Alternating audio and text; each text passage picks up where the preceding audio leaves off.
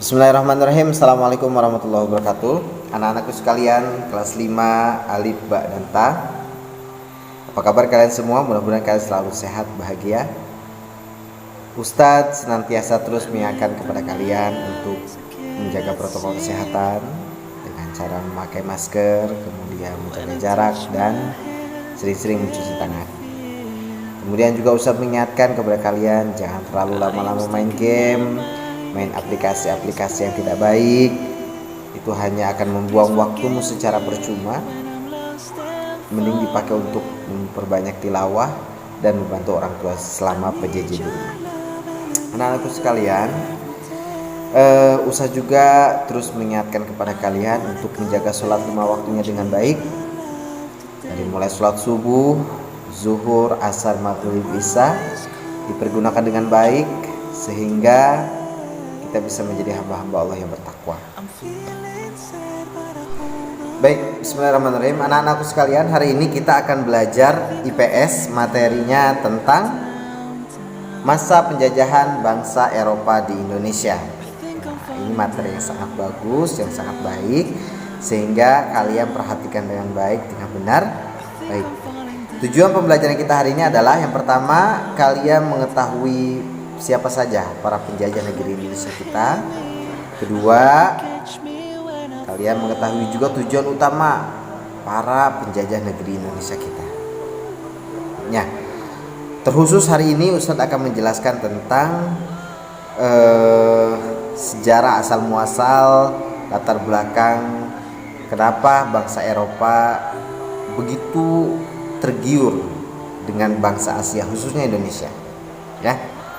Dan salah satu negara yang akan Ustadz bahas adalah penjajahan oleh bangsa Portugis.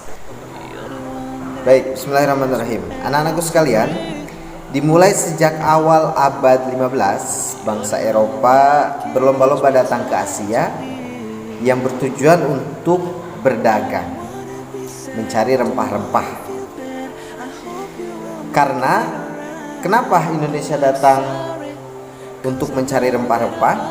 Karena di negara-negara Eropa, karena dia beriklim dingin, sehingga sangat sulit didapatkan rempah-rempah yang memiliki kualitas yang baik.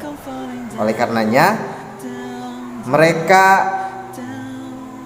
menjelajah negara-negara termasuk di Asia, yang mereka salah satunya adalah Indonesia.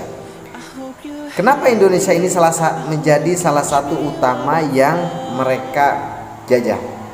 Karena di Indonesia ini memiliki salah satu rempah-rempah yang terbaik. Salah satunya cengkeh. Cengkeh Indonesia itu memiliki kualitas yang baik, yang harganya murah, sehingga menarik bangsa-bangsa lain. Kemudian mereka jual lagi dengan harga yang tinggi, luar biasa. Ya, itu Jadi kita harus mengetahui beberapa latar belakang kenapa bangsa-bangsa Eropa itu datang ke Indonesia. Jadi yang pertama adalah berniat untuk berdagang dan mencari rempah-rempah. Kemudian tujuannya mencari rempah-rempah untuk apa? Pertama, untuk pengawet makanan bagi mereka. Kedua, untuk penyedap makanan. Dan terakhir, untuk pengobatan. Jadi memang rempah-rempah di Indonesia ini dicari oleh mereka untuk 3 hal tadi: pengobatan, penyedap makanan, dan terakhir untuk pengawet makanan. Nah, ternyata lama-kelamaan mereka senang berdagang di Indonesia. Mereka malah ingin memiliki kelebihan daripada itu.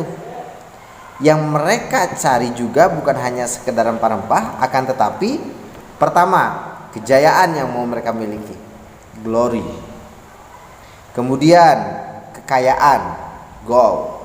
Kemudian dan menyebarkan agama. Nah, 4 hal ini ya, yang awalnya hanya mencari rempah-rempah, kemudian menjadi keinginan hawa nafsunya luar biasa.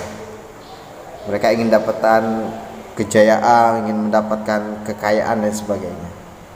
Ya. Nah, diawali oleh negara Portugis atau bangsa Portugis. Nah, bangsa Portugis itu datang di Indonesia sekitar tahun 1509.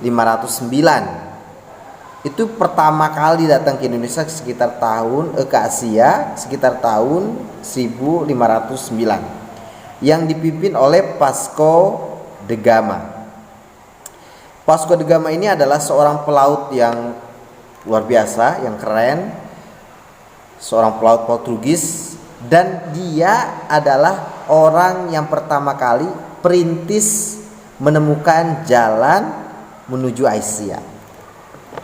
Jadi Vasco da Gama itu adalah perintis pertama yang menemukan jalur masuk ke Asia.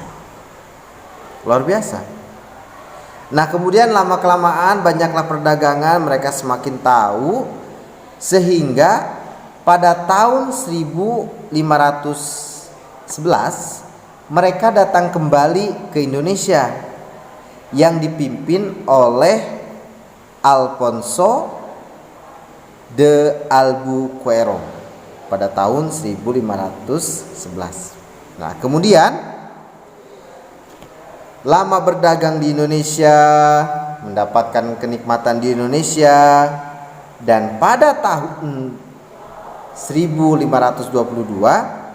Portugis membantu kerajaan Ternate untuk mendirikan benteng yang tujuannya sebenarnya untuk memonopoli, membohongi, yang pada akhirnya tahun 1570 Sultan Hariyun itu dibunuh oleh Portugis.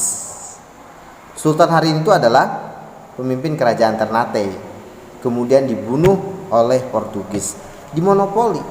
Awalnya dibantu sehingga mereka merasakan oh iya ternyata tidak ada niat jahat. Ujung-ujungnya pada tahun 1522 dibunuhlah pemimpin kerajaan Ternate, yaitu Sultan Hariyun. Kelicikan mereka karena dunia. Baik.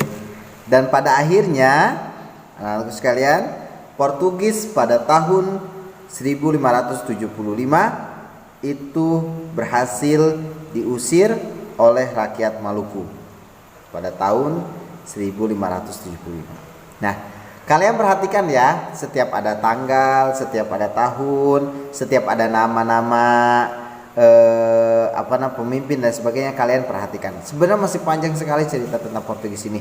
Kalian bisa cari di internet, bisa cari di buku-buku dan sebagainya, mengerti tentang penjajahan. Itu akan lebih menguatkan wawasan kita semua, ya.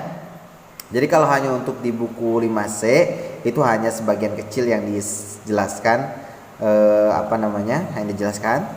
Selebihnya masih banyak lagi, ya. Belum tentang cerita tentang sultan-sultannya melawan ada yang melawan Wali Songo dan sebagainya, itu banyak sekali, ya. Oke, itu ya.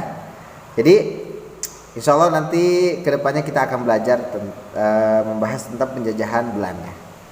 Terima kasih. Semoga itu saja. Dan bukan hanya mendengarkan video ini atau menyaksikan video ini, kalian juga baca-baca di internet dengan pasti sumber kejelasannya di mana, kemudian dibaca di buku dan sebagainya. Terima kasih. Assalamualaikum.